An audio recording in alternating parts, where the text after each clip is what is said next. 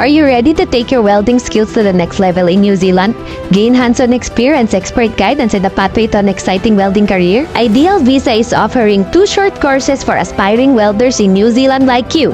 One is Introduction to Welding for those who have no experience in welding, and 2 is Specialized Welding for those who have welding work experience and have already trained in Tesda. These programs are open to both male and female at least 18 years old. After finishing the short course, our dedicated team will do its best to provide comprehensive job search assistance. Enroll now and let's make your dreams happen!